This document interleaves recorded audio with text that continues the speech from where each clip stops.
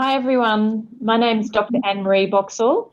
I'm the Chief Allied Health Officer for the Commonwealth Government, the Department of Health and Aged Care, and welcome to our live webinar today on the Free Interpreting Service, or the FIS, for allied health professionals. Thanks for joining us today. We appreciate that you've taken time out of your busy day to learn about the FIS, and we are really excited to tell you about it, and we hope that you have questions and you will submit them as the webinar continues. Before we go too far into the webinar though, I would like to acknowledge the traditional custodians of the lands on which we are all meeting today around the country and pay our respects to elders past, present and emerging. And I'd like to particularly welcome any Aboriginal or Torres Strait Islander people who are joining us today. I'm today in Canberra on the lands of the Ngunnawal people. Next slide, please. So today we have a number of speakers. We're joined today by our colleagues from the Department of Home Affairs, from the Translating Interpreting Service, or TIS National, who deliver the FIS, and I'm sure they'll explain the difference to you later on. So welcome to Andrew Graham, who is the manager, and to Bronson Mace, the account manager. I'd also like to welcome Gulnara Abasova, who's the executive officer from the Migrant and Refugee Health Partnership. So welcome to Andrew, Bronson and Gulnara. Next slide, please. So just a little bit of housekeeping. So today we are recording this webinar so that it is available to allied health professionals who can't make it today. We will make the webinar available on the health.gov.au website, and we will send that out to you, participants, today. And we hope that you'll find it as a useful resource. And please, of course, share it with other allied health professionals that you think may be interested in the information. We will present some information to you today, but another important part of it is obviously the questions and answers. We do this through Slido, which is the built-in application in WebEx, and it should appear automatically on your screen. We encourage you to submit questions, submit them whenever you think of them, that's perfectly fine. We'll get to questions at the end of the presentations, but it's okay to submit them at any time.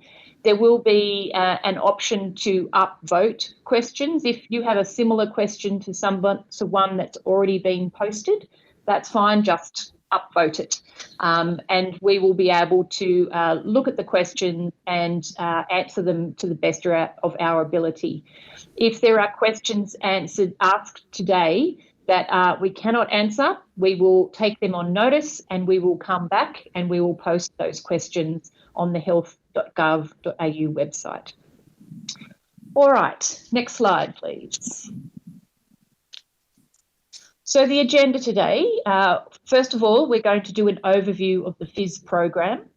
We're also going to cover how to access interpreting services through FIS. We'll also provide you with some information about how to effectively work with interpreters. And then finally, we have a short video that's how to direct an interpreter session. And we then, of course, have time for Q&A. Next slide, please. So moving into the agenda, an overview of the FIS program for allied health professions. So the FIS expansion for allied health professionals was an announcement of the federal government in the March 22 budget.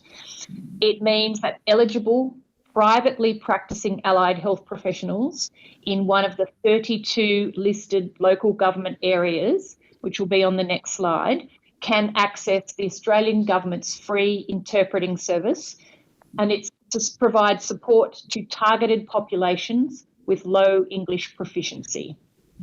The program commenced on the 24th of October this year, so it's already operating, and it's being delivered by the Department of Home Affairs, the Translating and Interpreting Service, TIS National, and that hence we've invited our colleagues to speak to you.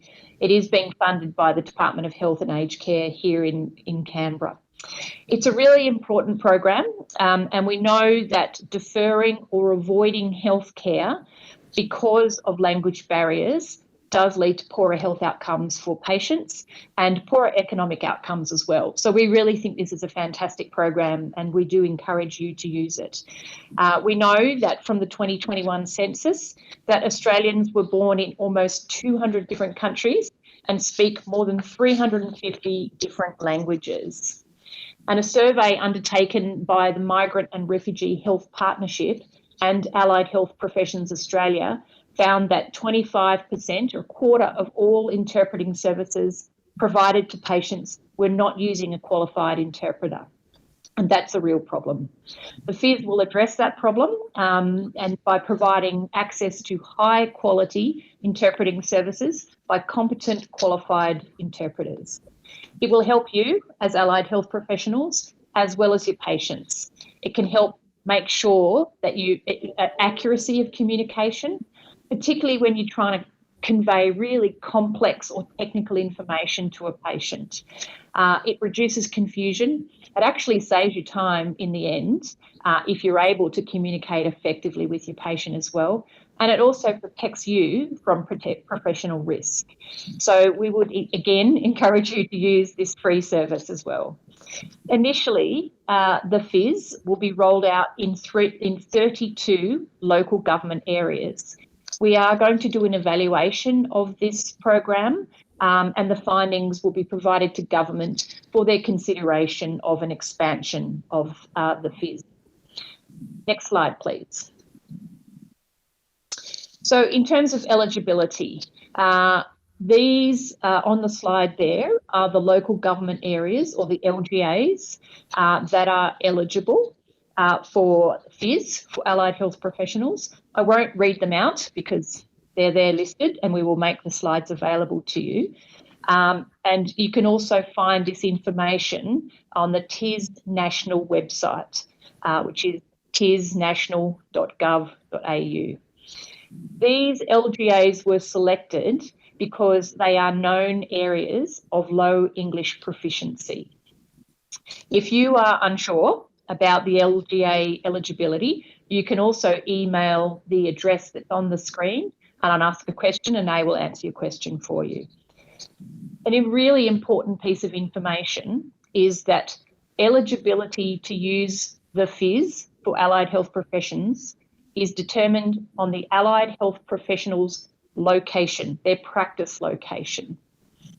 So that's really the most important information. It's not about where the patient is located, it's about where the allied health professionals' practice is located.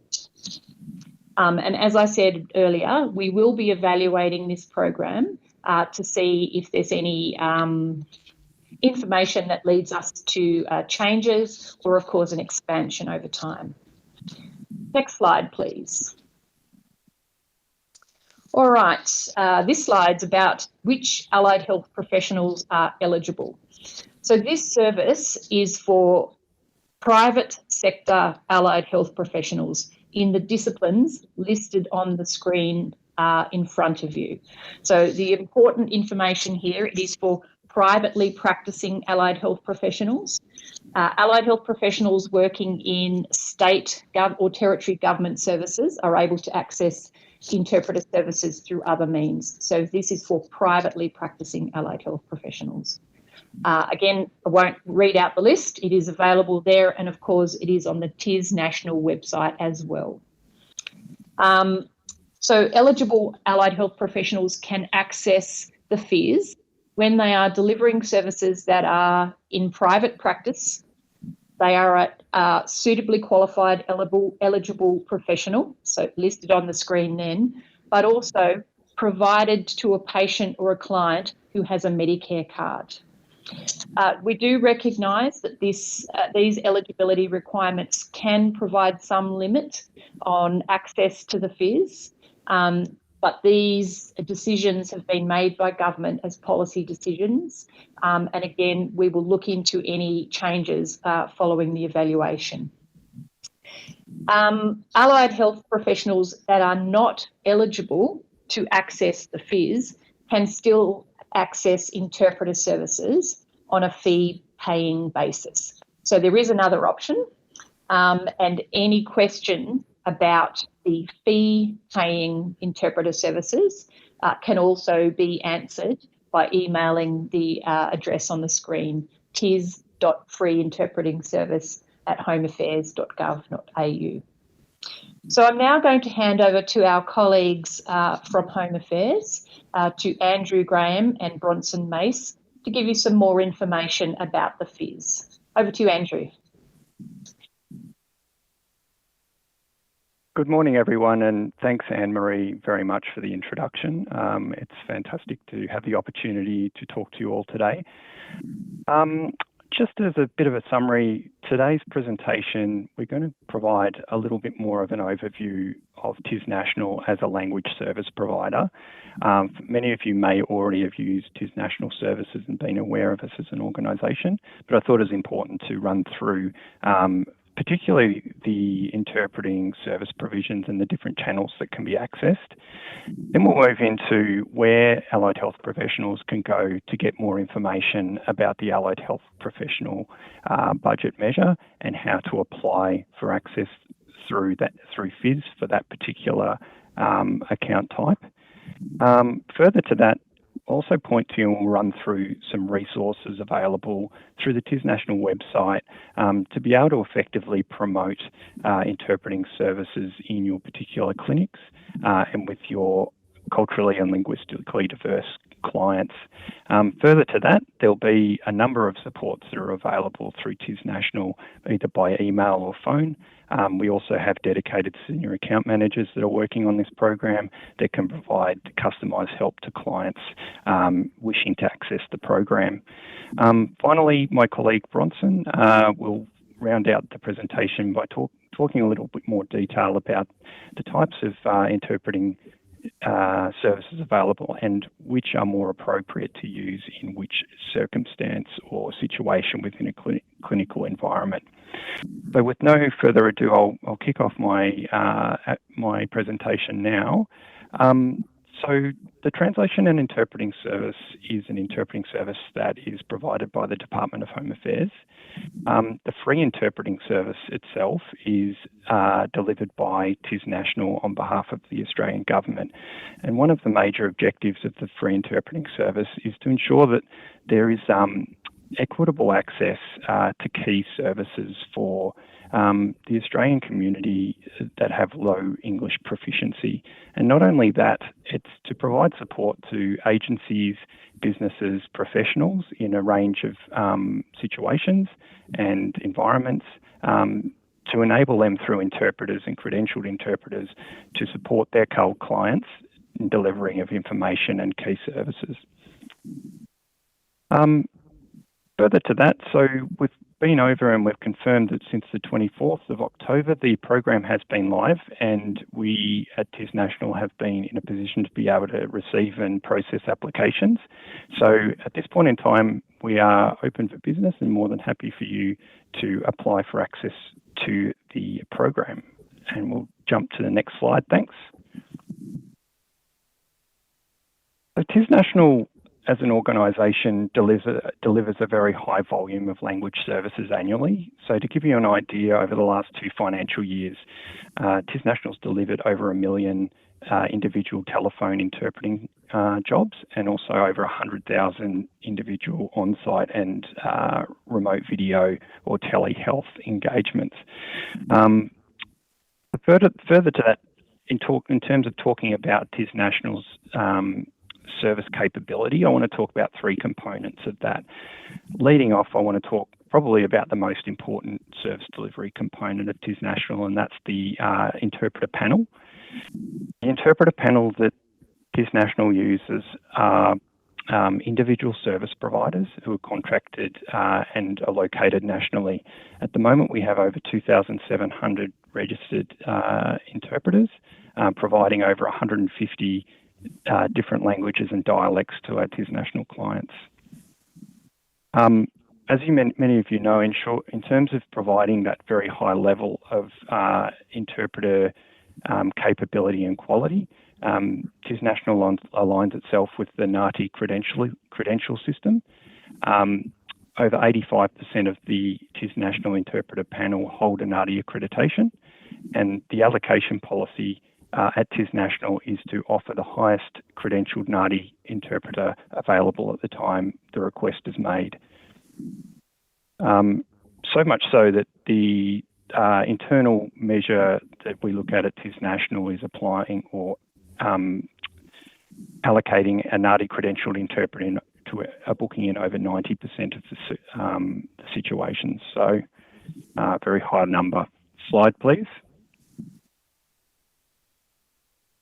Okay, so I want to move now into the second component of service delivery, and that is our TIS National Contact Centre, which is located in Melbourne.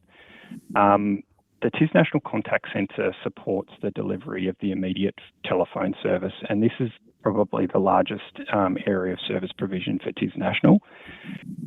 It's an on-demand interpreting service that can be accessed 24 hours a day, 7 days a week, every day of the year.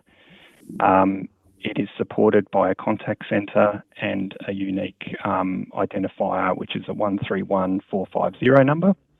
The key things the immediate interpreter phone service is important for is it's an on-demand service, so it can be used at any time when, for instance, you have a client come into the clinic that you're unprepared for, or you need an interpreter quite urgently.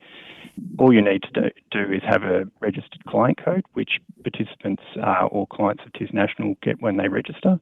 You need to have the language that you require of the interpreter.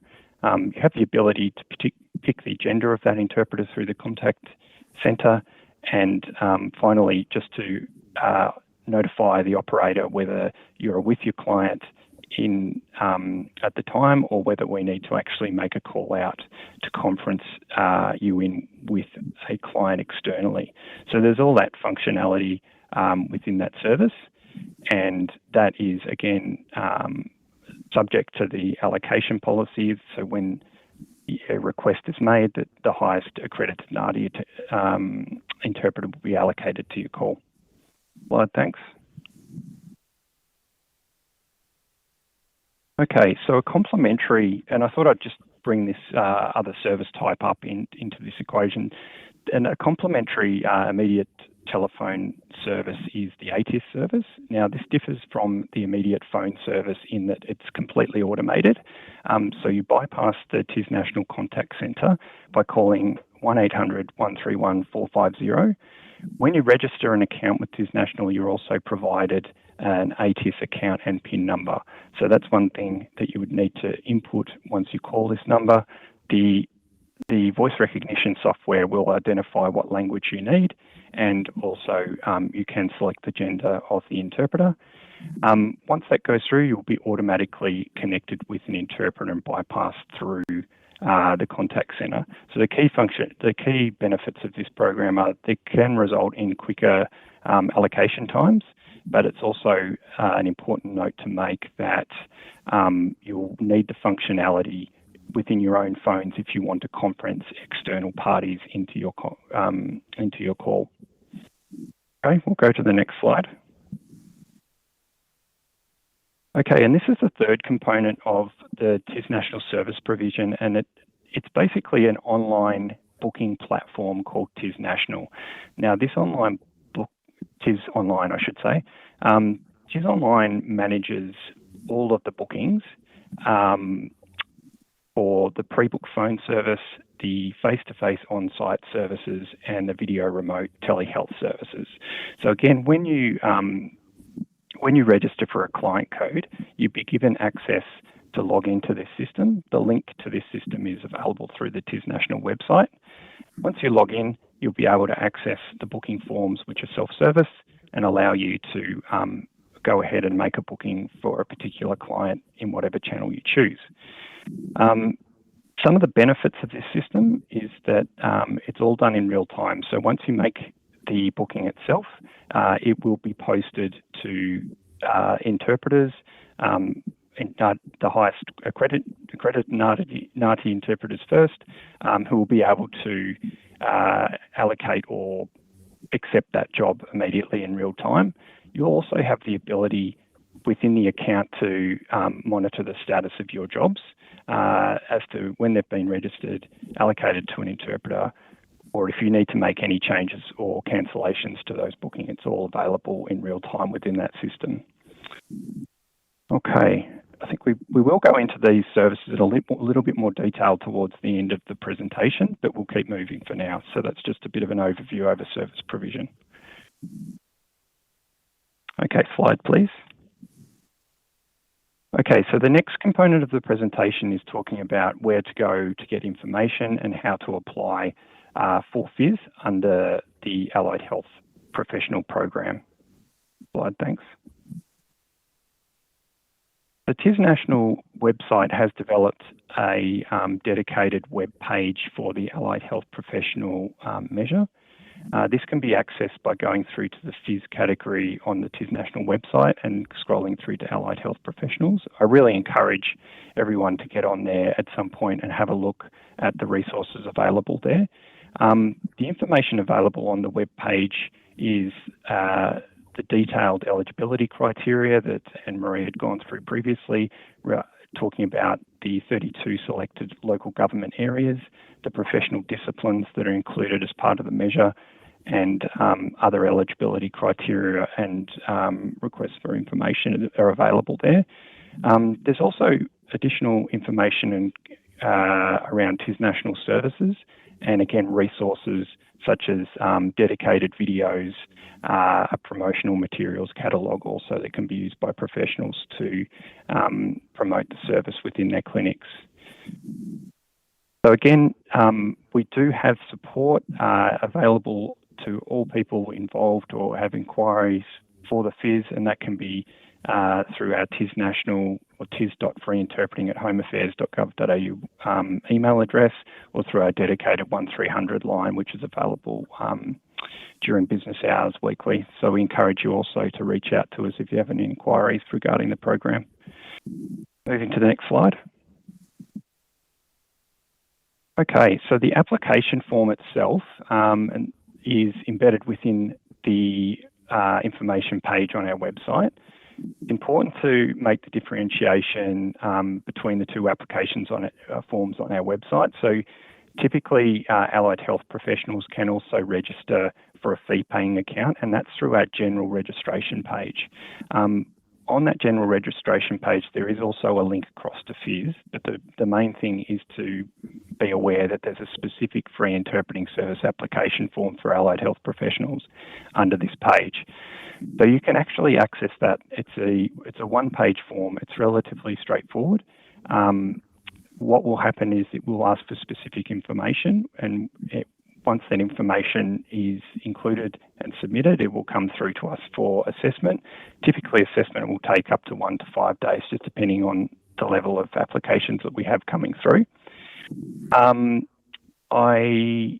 In terms of the information, how the booking form is laid out, it's important to note that access to the FIS under this program is at an individual professional level. So we're looking at each individual having to register their own application, own account, instead of creating it at the agency level, which is done sometimes in the fee-paying space. So the types of information and provision within the application form are for the professional's full name and profession, obviously.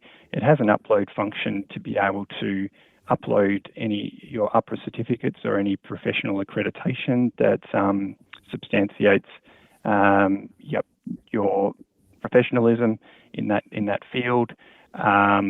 Also talks about providing web addresses, ABNs, so we can locate your business, and importantly, the addresses of the clinics where service provision is taking place. So there's provision for an initial primary address, but in some cases where allied health professionals might be providing services across multiple clinics, there's an ability to create a secondary address as well and provide that through.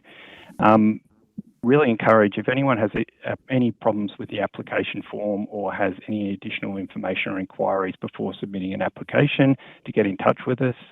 We're more than happy to talk through it. It's just really important that we get that accurate and full information come through on the application form. Typically, we will, if we need to, get in contact with you if we need any additional information. Okay, so we'll move to the next slide. So Moving to the point at which the account or the application's been approved, TIS National will register a client code on behalf of the allied health professional. What we will do then is send through 2 emails, one of which will have a link to the TIS Online platform. If you click on that link, you will be able to establish access, password and credentials through the TIS Online booking platform. The second email will be a welcome email, which will contain your client code details, ATIS details, and all of the supporting information and supports needed to get going. The client code itself will be live at that point and be able to be used from that point onwards. Okay, we'll move to the next slide. So some key things to remember once you've got your client code. Because it's registered to you as an individual, it's really important that you keep this secure and you keep it private, because it's really difficult. Once you lose it, we can track it back for you, but it can be quite difficult to find in some instances. It's really important too that only authorised users under the program actually have access to the account. So if you have any administration staff that are using the account, just to also let them know to ensure that the right account's being used by the right professional. Also just wanted to make note of the pre-booking form. So when you set your account up, again, if there's administration staff that are making bookings on your behalf, please set it up with an account email address that can be accessed by multiple people, because all of the booking notifications come through to the email registered on the account. Really important to also be aware of the cancellation policy at TIS National. So cancellations beyond 24 hours before the start time of a booking can incur costs to the program. So it's really important that if a cancellation or major change to a job needs to take place, that it takes place before 24 hours. If there is a situation where you need to make a booking within 24 hours, you may need, and it's uncertain whether that patient will be available, you may want to consider using one of the immediate services where a cancellation charge is not incurred for the program. So more information on the cancellation policy is available on the website as well. And finally, just wanted to talk a little bit about the web forms themselves for the bookings. So they allow for provision of, obviously, to select gender, allows to select for the NAATI credential as a minimum. It also allows to, if you're working with children, for instance, to select other certifications such as working with children's checks, or in the case if it's possibly an NDIS worker screener check. It also has abilities for selecting security clearances, which are probably not required in a clinical setting, but they are available. And importantly, there is a field called specific requirements for jobs. So this is a field that we really encourage all clients to use if there's particular information that needs to be relayed to an interpreter or to TIS National as an agency that might affect the allocation of the job. An example might be if you're looking at having an interpreter come into a clinical setting and there's requirements for PPE or potential vaccination requirements, we can select or put that information into that field, so that's flagged with the interpreter prior to allocation, so it can inform that decision for the interpreter to select that job.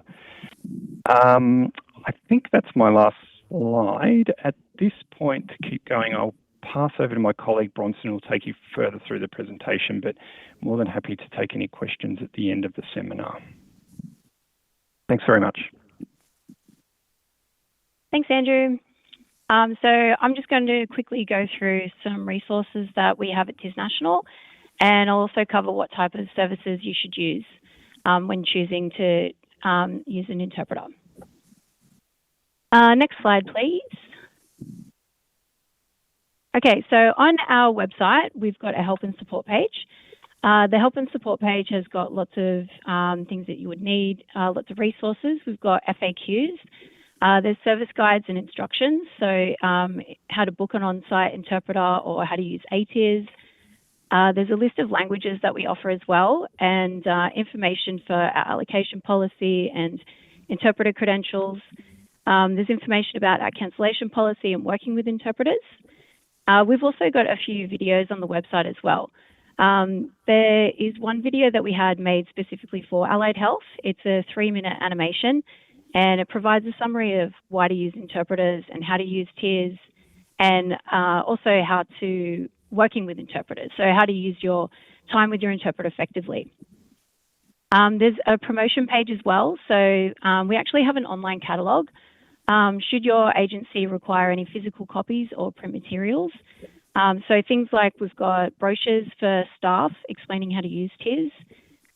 There's some posters for your non-English speaking patients, so if you wanted to have a poster in your waiting room, or there's also some PDFs, so you can download the PDFs and upload them to your websites. There's also an option to order promotional materials, so if you need some physical hard copy promotional materials, you know, like the posters, or you could have some I need an interpreter cards at your front desk, or TIS business cards, you can fill out the form on the promotions website and it'll come through to us and we can send you out a pack. Next slide, please. Okay, so which type of service should you use when using your interpreter? So we have the phone interpreting and on-site and video. So I'm just going to go through which would be appropriate for considering your booking. So for our phone interpreting, we've got the immediate phone service and ATIS. So you want to use these for your short, unplanned interactions. So for example, if you have a client who calls you and they need an interpreter to book an appointment, or perhaps you had a non-English speaker walk into your front door and go to front desk and have an inquiry. Or for example, maybe you've got a client who's an adolescent and you need to speak to their mum and their mum doesn't speak English. So it's really good. You can just call our contact center and be connected with an interpreter in a couple of minutes. What else have we got here? Oh yeah, so for pre-book service, so you want to use a pre-book service for your scheduled appointments. It'll give you the peace of mind that your interpreter will be waiting for your call. So when you make the booking, you'll be provided with a priority line to call. So this just means that at the time of the booking, you'll skip the queue in the contact center. So it'll save you time because you won't have to speak to an operator and provide your details, wait for them to allocate the interpreter. The priority line will just connect you straight to your interpreter at the time of the booking. So it'll be a bit quicker for you. It's also useful if your appointment's going to be complex. So maybe if it's got a lot of complex terminology that requires a higher credentialed interpreter, you can pre-book your interpreter and make sure that you've got that higher credential in advance. It's also going to be useful for lower demand languages. So there's a few languages where we only have a few interpreters that speak them. So if you call in the contact center, it'll just be dependent if they're there at the time.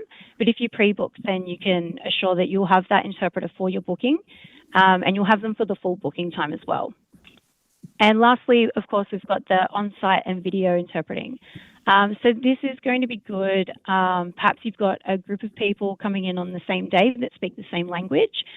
Maybe it's a family that are all booked in for the same time. So it'll be good to have a on-site interpreter there for the whole day rather than having to continue calling us. It's also good for discussing complex ideas again. So perhaps it might be better having a physical face-to-face communication with your client. It might make it easier to build rapport using body language and eye contact and nonverbal cues. And it's also going to be better for your long appointments. So if you need somebody there for a few hours, it's better for them to be there in person rather than having to reconnect on the phone all the time. And we've also got our backup video interpreting. So remote video interpreting is a good alternative if you require all those things, but you don't have an on-site interpreter available. So of course the on-site interpreter availability is going to depend if the interpreters live near where the booking is going to be. So if you don't have any interpreters in the language that you need that live nearby, you can then access your interpreter via video. And then you can still have all of those things like the body language and eye contact and all of those. Next slide, please. So lastly, for our client support and feedback, the FIS team, we're your dedicated team for the free interpreting service. We're here Monday to Friday, 9 to 5. We can help you out with any questions that you've got about accessing the service, help with your client code, updating your accounts. We also provide some staff presentations and training. So perhaps you might have a team meeting where you want an explanation on how to use tiers. We're more than happy to facilitate some training sessions for you. We've also got our frontline, which will help you with general inquiries. And importantly, we've also got a feedback, complaints and compliments area. So we've got a team dedicated to that. The form is on our website. It's a dedicated feedback team. They acknowledge the feedback within 2 days. They'll respond to all your feedback within 15 days. They'll investigate it and respond within 15. And it's really important because we use the feedback for performance management and quality assurance of our interpreters and operators. So I'm just going to conclude my presentation here, and I'll hand over to Gulnara from the Migrant Refugee Health Partnership. And she's just going to speak about why to use our interpreters and how to effectively work with them. Thanks so much, Bronson. That's right. So my presentation will focus on the importance of engaging interpreters and how to know when to engage one and how to work effectively with interpreters in care settings. Can I skip the next slide, please? Thank you. So the information I'll share today is very much based on evidence and good practice, and specifically it draws on the guidance developed by Migrant and Refugee Health Partnership, which is the national multicultural health peak body and endorsed widely by peak professional bodies for health practitioners. In 2019, the partnership published Culturally Responsive Clinical Practice, working with people from migrant and refugee backgrounds. This is a competency standards framework for health practitioners that establishes recommended and optimal cultural responsiveness competency standards for all healthcare settings. The theme of effective communication and working with interpreters specifically cuts very much across the entire framework. The framework was developed through an extensive consultation process with health professions peaks and community sector peaks, particularly in the migrant and refugee sector. It was also widely endorsed, as I said, by peaks for health professions, including the Allied Health Professions Australia. In addition to the framework, the partnership also published a guide to working effectively with interpreters, which is a complementary resource. It was endorsed as an RACGP approved clinical resource and deals specifically with effective communication in the event of practitioner-patient language disorders, which is very much what we're talking about today. So some of those practice points that I'll be discussing today are very much grounded in that evidence-based good practice that's outlined in the framework and in the guide, and I do encourage you to look those resources up because they're much more detailed than what I'll cover today. Can we skip the next slide, please? Thank you. So why engage an interpreter? There's an extensive body of literature and research that demonstrates that people with limited English proficiency are recognized to have poorer health outcomes and substandard contacts with health practitioners. They tend to have limited access to care and particularly to preventative services. Ineffective communication between the patient and the health practitioner can result in limited care, delayed care, insufficient care, leading to more costly treatments and interventions. There is research that demonstrates that engaging interpreters has been found to decrease communication errors, increase patient's comprehension, reduce unnecessary treatments and tests, improve clinical outcomes, raise the quality of care, and improve the person's satisfaction associated with understanding of self-care, follow-up plans, reduced errors, better treatment adherence. And finally, it also improves the health practitioner's satisfaction. It is effectively a matter of good practice to ensure that the patient understands the discussion. And therefore, it is absolutely essential to engage interpreters for patients with low or no English proficiency, but it is equally important for health practitioners themselves. One critical point is around consent.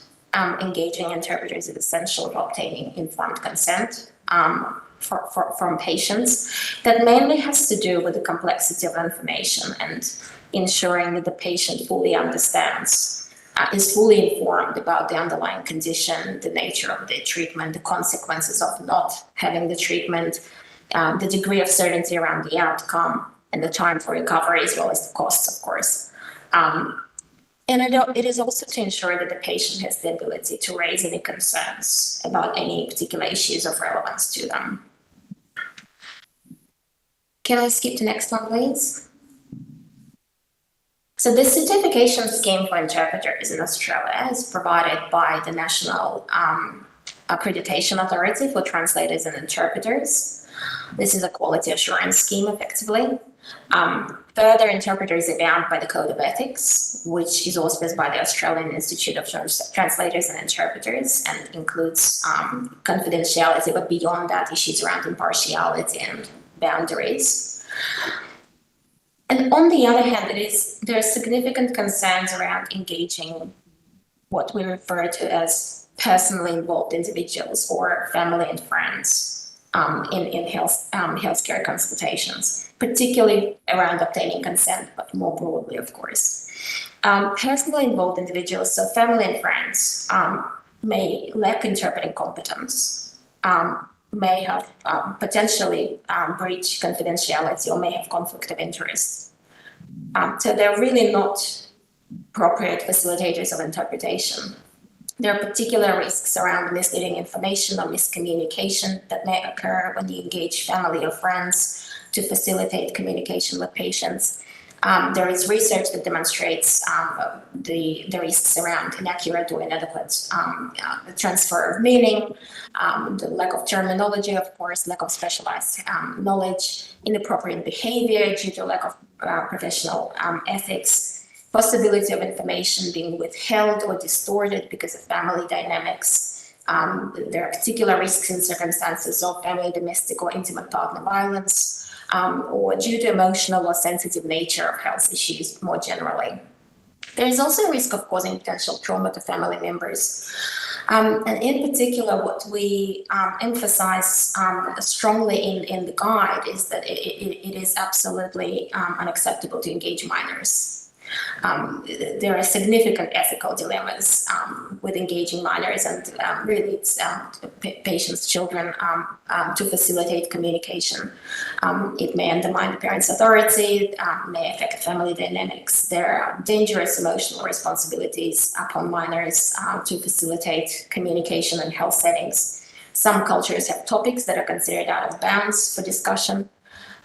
There's parental privacy, confidentiality, enormous emotional burden that's placed on minors to if they are requested to facilitate communication. It may also traumatize minors. So this is a really strong point that the guide makes, and I wanted to make sure that I transfer that through today's presentation. Next, please.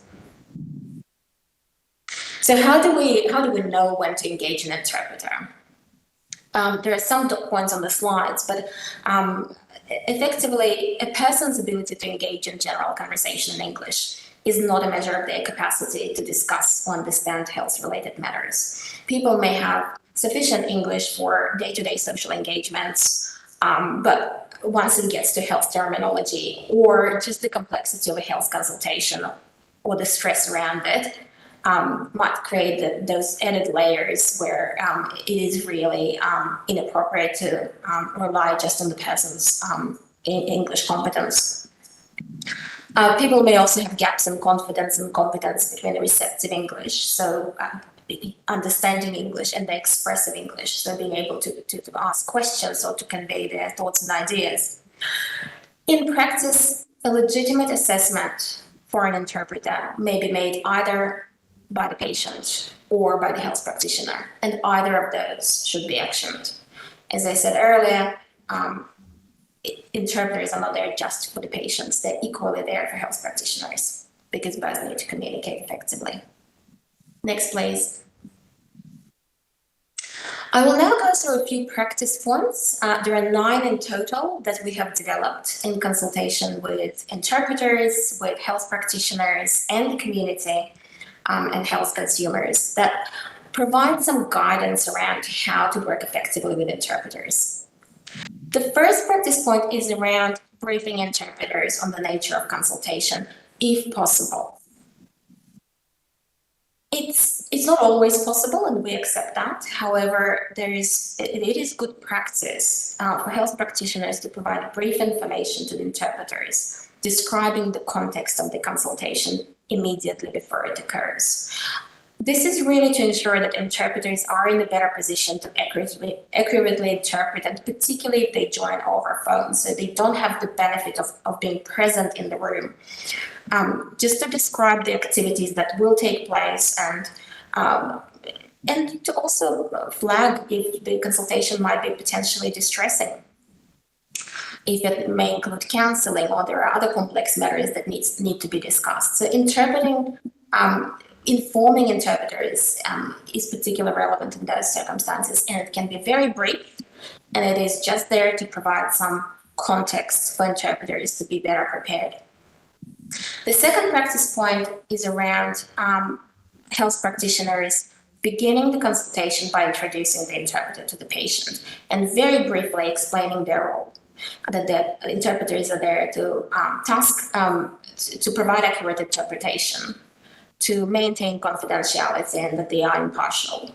This is important because patients may not understand that interpreters are in fact bound by a code, as we discussed before, and also credentialed by the National Accreditation Authority in the majority of cases. So that provides that additional reassurance for the patient that it is a professional who will facilitate communication and will maintain confidentiality. Alternatively, the health practitioner can ask the interpreter to introduce themselves and to state their role to the person. It is also good practice for health practitioners to ensure that whenever they engage in discussions with interpreters or other health practitioners, that the interpreter is given the opportunity to inform the person about what was being discussed. This is to maintain the patient's linguistic presence. The third practice point is around the debriefing, which again may not always be possible, but for some consultations might be important and relevant. And again, it can be quite brief, and it can be in form of exchanging feedback between health practitioner and interpreter. Sometimes it can be on the back of difficult or traumatic consultations, which both health practitioners and interpreters would participate in. And in some circumstances, it might be to provide feedback. So it may be, for example, for an interpreter to provide feedback to or discuss with the health practitioner some context around the person's lexical or grammatical or speech errors or other linguistic characteristics, particularly in speech pathology or neuropsychology or mental health settings.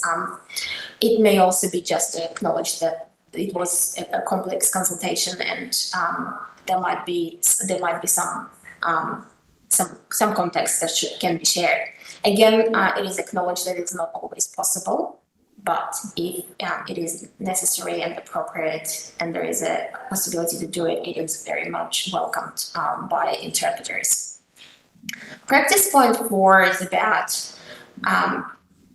using direct speech when addressing the patient. So speaking directly to the patient, rather than asking interpreter to say to the patient, continue speaking to the patient as if you were communicating with them in English. It is also important to continue maintaining eye contact where culturally appropriate, of course, and facial expressions, gestures, congruent body language.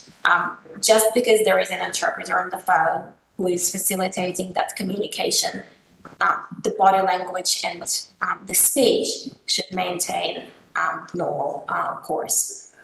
Practice point 5 is about using a speakerphone or a hands-free phone. This is, of course, particularly important if you're working with interpreters on the phone. It seems to be quite a straightforward thing to do. However, we may not always have a speakerphone available, so it's important to keep that in mind. Can we move to the next slide, please? Thank you. Practice point 6.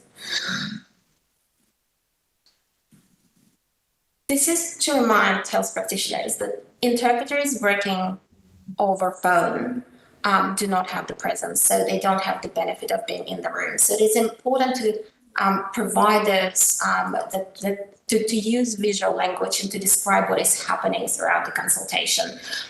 For example, by indicating to interpreters, to the interpreter who is speaking, or if there is more than one health practitioner present in the room. It is to provide those verbal comments on visual surroundings, on movements, on acts, on intentions. So, for example, if health practitioner is pointing to a chart or a document. Practice point 7 is about speaking clearly, using simple language, avoiding colloquialisms, avoiding technical language wherever possible, or explaining acronyms. Interpreters may ask for clarifications or repetitions if needed. If technical terms are unavoidable, they should be explained in plain English, so the interpreter can convey those explanations to the person. It is health practitioners' responsibility to explain concepts and terminology. It should not be expected from the interpreter to simplify or to explain health concepts. And of course, all languages are quite different in the available vocabulary, so some might require quite descriptive explanations around certain concepts. Practice point 8 is around pauses and breaks and speaking at reasonable speed, using repetitions or speaking in manageable segments, avoiding omissions. So really keeping in mind that interpreters, particularly on the phone, need to be able to keep up and interpret in a consecutive mode, which means that they start conveying the message once the health practitioner finishes their sentence or their segment of speech. And practice point 9 is around multiple practitioners involved, and that it is still important to manage the speech rate, the pauses, the turn taking, to be able to facilitate that good quality, the accuracy of messages conveyed to the patients. I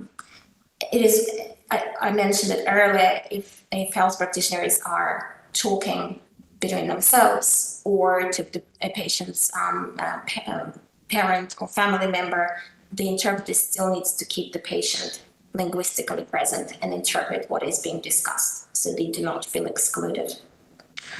My final slide is about some key considerations. Can we skip to the next slide, please?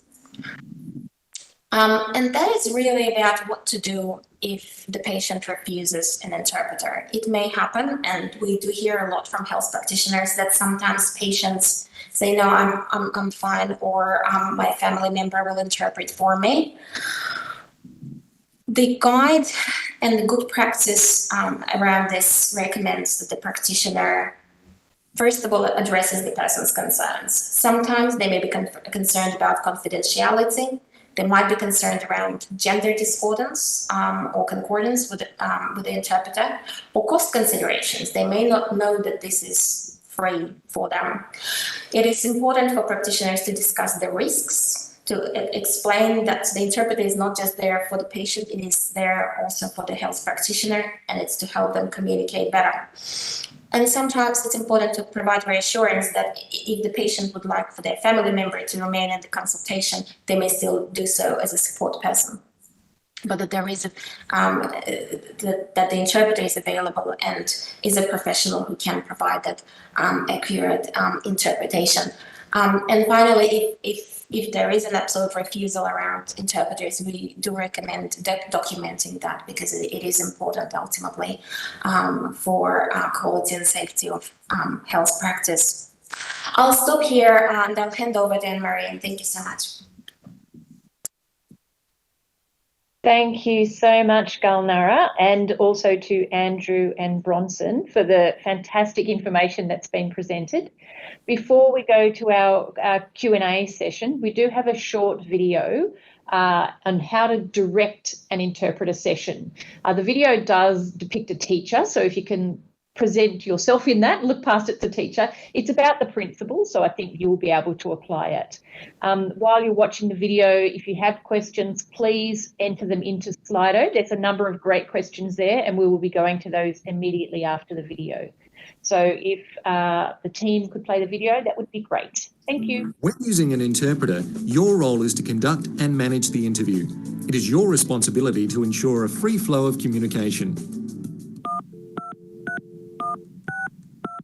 The first step in any interpreting situation is to introduce yourself to the interpreter and to brief the interpreter on the situation. As part of the briefing, you can describe the type of telephone you are using. You should also allow the interpreter to introduce themselves to the client. Hello, interpreter.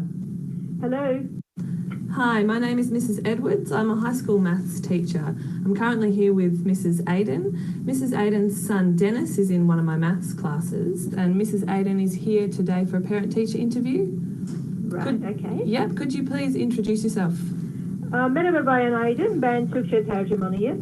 Yanınızda Bayan Edwards bulunuyor. Oğlunuzun matematik öğretmeni. Merhaba. Okay, we're ready to go. Go ahead, please. Wonderful, great. Thank you for coming, Mrs. Aiden. How are you? You can assist the interpreter to accurately recount what you say by using some simple strategies. Keep sentences short, limited to 1 or 2 ideas per sentence. Use simple language and avoid jargon, and pause often to allow time for interpreting. Be patient with the interpreting process. Sometimes one short sentence in English may require several sentences in the other language. Evet, Deniz üniversiteye girip muhasebe okumak istiyor. Sizce daha fazla ev ödevi yapması gerekiyor mu? Notları nasıl? Dennis wants to go to university and study accounting. Are his grades good enough for that, or should Dennis be doing more homework, you think? Okay, well, I'll have to answer that in 2 parts. Firstly, Dennis is receiving excellent results in all tests and assignments. He's actually one of the best students in his class. Ona 2 şekilde cevap vermeliyim. İlki Deniz sınavlarında ve projelerinde çok iyi notlar elde ediyor. Sınıfın en iyi öğrencilerden biri. And as he is receiving such good results, I don't think it's necessary for him to do more homework.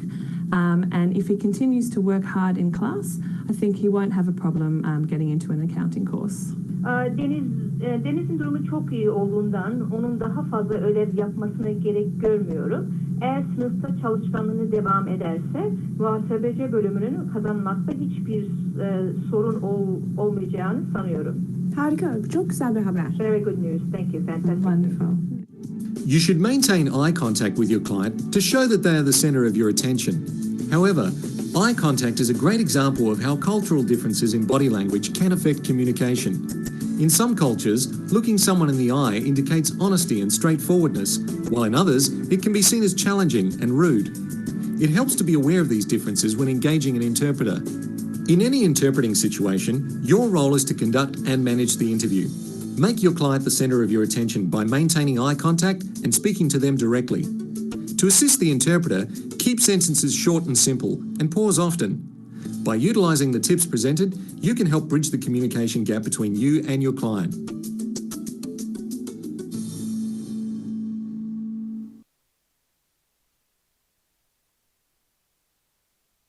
Fantastic. Thank you. And best of luck to Dennis. He sounds like he's going to do very well in life, which is great. All right. So we're going to go to the questions now. And so I will direct the questions to the appropriate people. There are a couple of questions there that I can answer straight off. So I'll do that and then we'll keep working through them. So again, if you have questions, please post them into Slido now. So the first question is, we mentioned right at the beginning of this presentation that we will be doing an evaluation of the FIS. And there's a question saying, how can the peak professional bodies help in the evaluation? The answer to that is, thank you for your offer. We have not yet planned the evaluation, but we will absolutely be reaching out to the peak bodies to participate in the evaluation when that occurs. We were planning on doing the evaluation in 2026, so it's actually quite some time away, but your offer is noted. However, the peak professional bodies can definitely help us now by promoting this FIS, this interpreting service, to your members. Certainly I have learnt a lot by watching the presentations today and looking at the huge range of resources that are available. If you can help us by promoting those to your members, that would be a wonderful service. So thank you for that question. And the second question is easy, so I'll take it as well. Can someone tell me how to access a copy of the PowerPoint slides? So we will be posting this presentation, a recording of this presentation and the PowerPoint slides on the health.gov.au website. We haven't got them on there yet, so give us some time to post it. But if you go to health.gov.au and look up Allied Health Resources section, we will have a tab there on the free interpreting service. So you will be able to find the slides and this recording there. And again, we really encourage you to share it with your colleagues who are working in eligible areas, because clearly this is a really important service and we want to encourage the use of the FIS as much as possible. All right, so I'll now go to some of the questions for others. The next question, I think, is probably a question for Andrew and Bronson. The question is, what information is available to help allied health practitioners choose interpreters with specialised health knowledge or backgrounds? Thanks, Anne-Marie. I'll have a go at that one. So in terms of the allocation of interpreters to a specific request, we would always go with the highest NAATI credentialed interpreter available. There's also the ability to specify that a NAATI certified interpreter, which is one of the professional level of interpreting, is required within the job. So my recommendation in health settings is to select a certified interpreter for all engagements. Now, further to your question, and I might need to take elements of this on notice, specific information for that interpreters that work in specialised health knowledge backgrounds. Now, I know that many of our certified interpreters are very experienced across a range of industries, including health, in emergency services, hospitals and the like, so have extensive experience in dealing with these types of situations. I'm also aware that NAATI, and I've only got a small amount of detail on it, NAATI is working on a certified specialist health credential, and I think that is part of a Monash postgraduate program where TIS National is involved in sponsoring a number of interpreters through the program. It involves testing through NAATI, and once that testing's approved, that we do recognise interpreters with that higher level of health specialisation. So just at this point in time, there's only very few interpreters available with that. So it would actually impact your ability to secure an interpreter.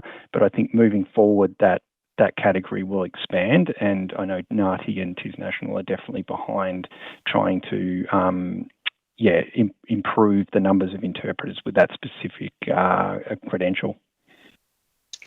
Great, thanks so much, Andrew. So the next question, I think, is for Gulnara. I think you touched on some of this in the presentation, but the issue of patient confidentiality, I imagine, is a really significant one. So can you just go through again a little bit more about how FIS interpreters manage patient confidentiality? Thanks, Anne-Marie. Really good question. And not limited to FIS interpreters, but to interpreters, I suppose, more broadly. The two frameworks that I mentioned in the presentation are, of course, the National Accreditation Authority for Translators and Interpreters that credentials interpreters at various levels. And this is a unique model globally, so we should be very proud of this quality assurance model. And the second framework that is very specific around confidentiality, boundaries, ethics is, of course, the Code of Ethics, by which interpreters are bound. And that is auspiced by the professional body, AUSIT, the Australian Institute for Translators and Interpreters. So these are the two quality assurance frameworks that are also key to interpreters maintaining their confidentiality, impartiality. and boundaries. Fantastic, Gulnara. And it might be worth, if you're in a situation where a client is concerned about that, which would be a reasonable concern, to be able to point to that information that Gulnara has mentioned as well, to give them that confidence that their information will be treated with professionalism and confidentiality. So, thanks. Anne-Marie, I might just add in on that TIS National interpreters are on the panel. They're engaged under an interpreter deed, which is a legally binding document, and as part of that, there is reference to confidentiality, conflict of interest under the AUSIT Code of Ethics. So as a professional and in terms of their employment contracts, it's very much contained in there. It should provide some assurance. Yeah, great. Again, that's fantastic. I think that would be a lot of assurance for people, so thank you. The next question, I think, is for you, Andrew and Bronson. It's about the late notice of cancellation. So is there provision for late notice of a client being unwell, for example, included in the cancellation policy? I'm happy to take that one. Again, yeah, on the cancellation policy, so it's quite strictly adhered to in terms of that 24-hour period prior to the start time of the booking. I completely understand that it can be a situation where a client or a staff member is unwell and unable to actually proceed with the booking. Unfortunately, there's not a provision around that for exclusion to the cancellation. One of the background reasons to that is really to do with the interpreters being contracted service providers. So in terms of them managing their work, they may accept a booking ahead of time, say a week ahead.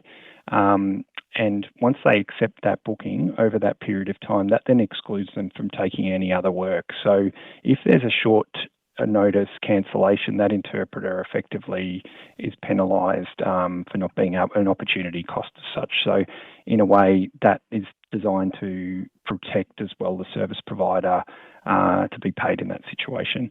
But a recommendation, if it's known that it may be uncertain that the client may or may not be attending that appointment, you can choose to use like an immediate phone setting. So just to avoid a cancellation charge, the immediate phone service and ATIS are on demand, so there's no cancellation charges involved. But agreed, it is a tricky call.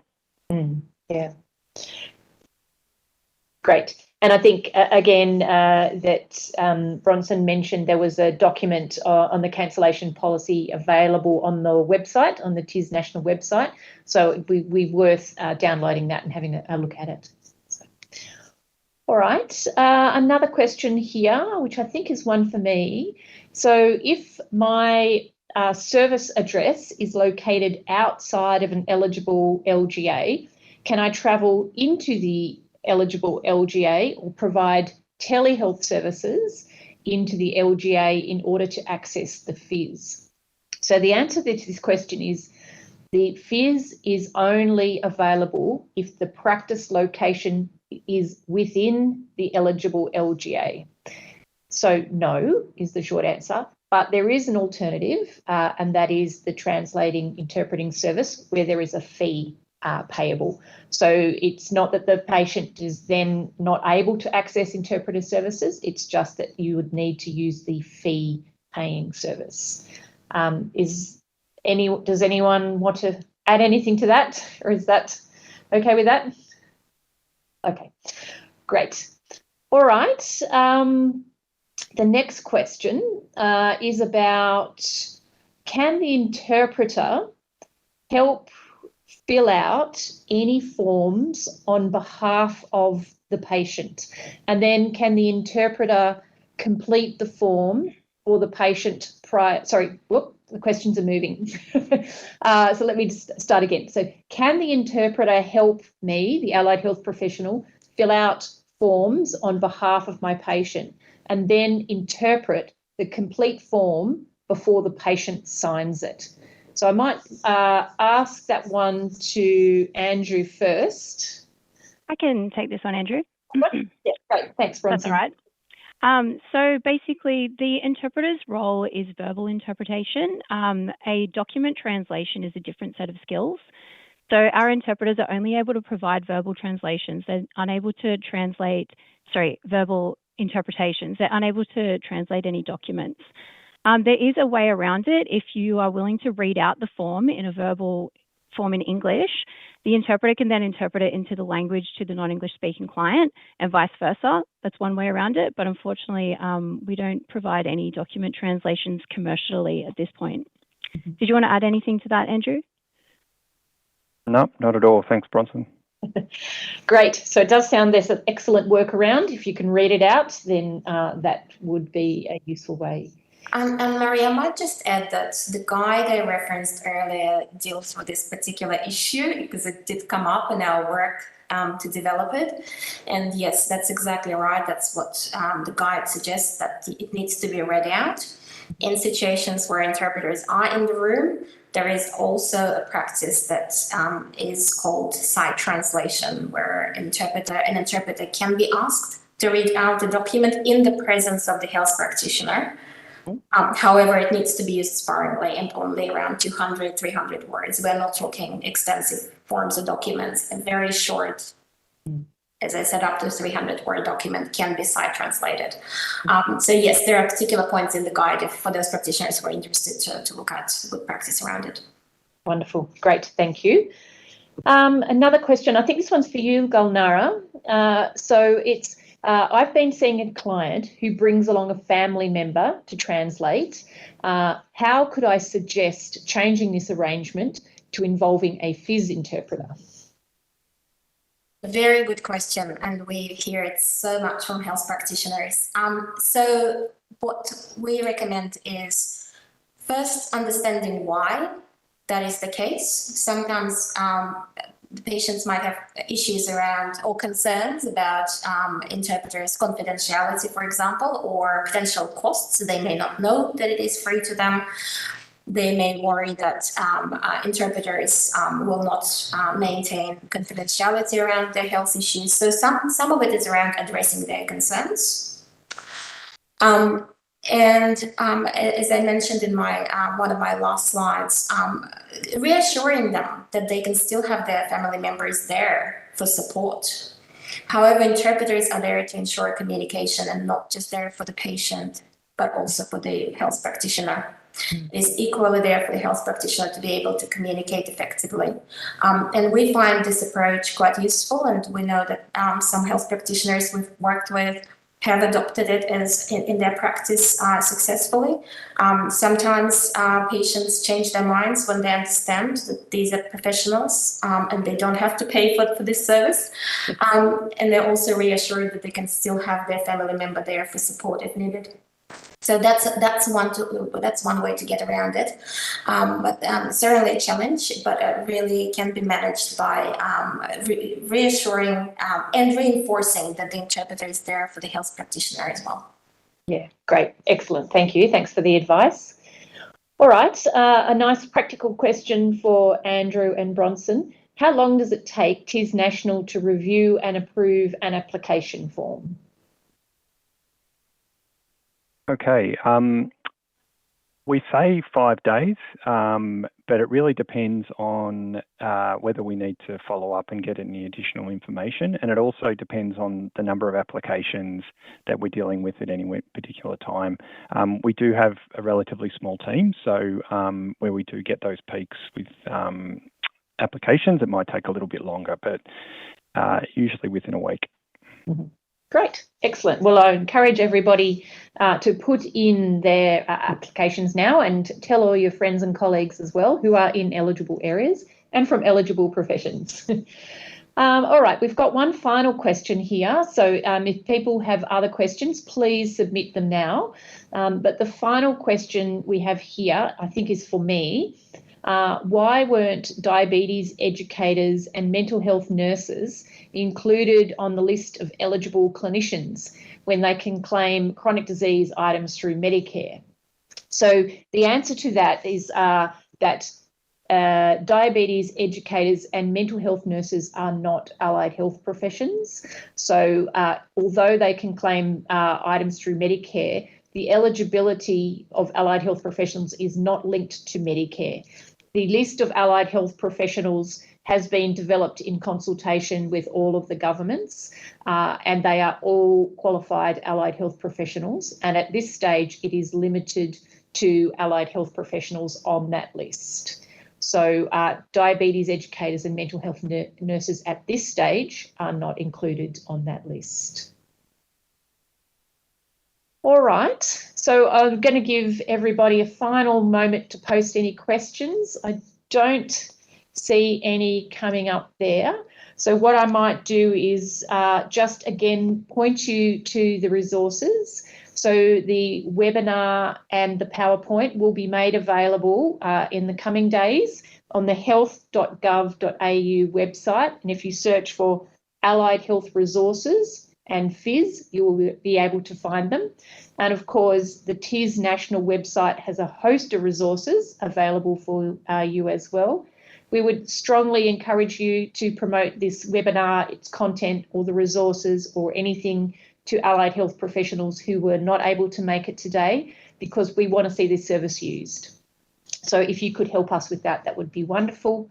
And my final task is to thank our wonderful panellists for their wonderful presentations, all the detailed information, and taking questions as well. Thank you to Gulnara, thank you to Andrew and to Bronson. And there's final late question that's come in. Is this list publicly available anywhere on the Department of Health website? I'm presuming that is the list of allied health professions. So it is definitely available on the TIS national website of the eligible list of allied health professions. So if you search TIS national and allied health professions, you will be able to find the list of allied health professions that are included. So with that, thank you to our panellists, and thank you to all of you for joining us today. Please promote the service. We want to make sure that people get the best available healthcare possible. And thank you very much again. See you.